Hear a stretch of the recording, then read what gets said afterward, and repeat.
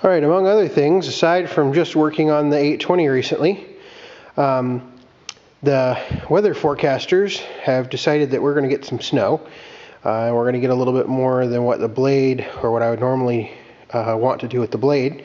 Probably anywhere from 5 to 9 inches over a 24-hour period based on their warnings, etc.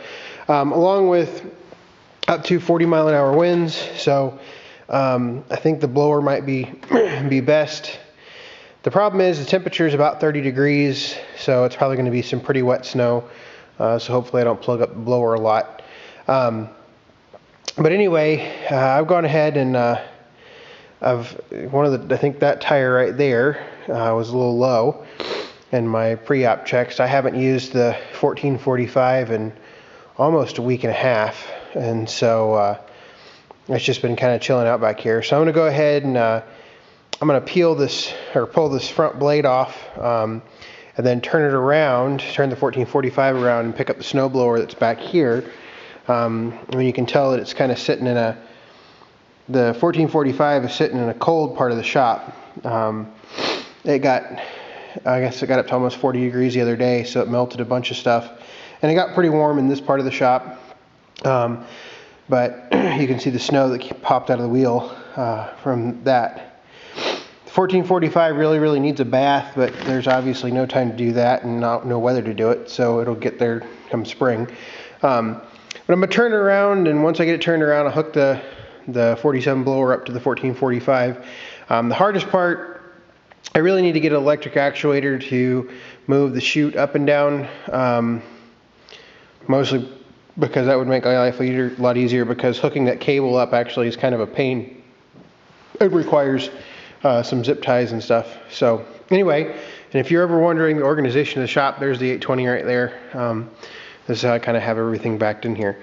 So I'm going to put the camera down. I might probably do a cold start on the 1445, just because I think a lot of people like those. And I've got kind of a tight space, because there's a 45 loader for the X748 right there. So I'll get the camera all set up and maybe do a cold start. Okay, something I haven't done a lot of is showing you how these things pop on and off. So first thing we're going to do is I'm just going to remove the pins from inside here. These are just your quick latch pins. Normally the blade would be on a stand, which is right here, but the stand on this blade is pretty bent, and so I'm just going to leave that up, put these parts over here, and I just realized I need some gloves. So all the pressure should be relieved. These will just pop right out. I worked on them a little. I can't remember if I mentioned anything in one video saying I was having a little trouble with those.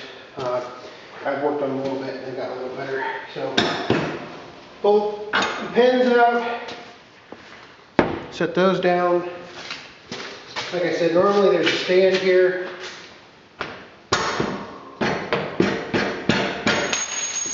And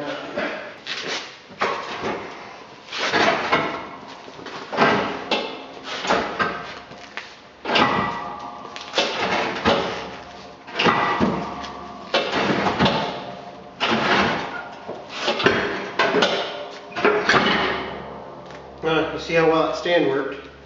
Just kind of fell down on me. So now, I would recommend this for anybody that has a bad back. I'll probably give myself a bad back doing this one day. Just because of where I need to store this. One of the reasons I didn't crank the machine up was so I can just move this blade over and drop it right here in front of the loader. Now, pick the camera up here and we'll see how the wear edge looks. You can clearly tell that I've put a little bit of wear on it. I'm not really worried about wearing through that wear edge anytime soon based on how thick it is, but obviously I have the skids picked up all the way, so just the wear edge is the thing contacting the ground. So let me go ahead and get this down on the ground, and then we can crank up the 1445. Now, something I'm not a big fan of, sorry about the camera, is storing blades down on the ground like that. This is just kind of a tip for everyone if you don't know this already. When you store the blades down like that on the ground like that, over time, if they're there for an extended period of time, moisture from condensation on the concrete will actually get trapped between the blade and the concrete, and that will cause the face of the blade to rust really, really bad. In fact, if we go over here, I can show you what happens. This is a model 42 blade that I picked up a couple years ago that happened to. That's the face, and now I've actually worked some with a wire wheel to get the center kind of clean, but you can see the edges and how rusty it got, and really even the edges and everything just from sitting on the ground. So that's what happens if you don't store your blades correctly.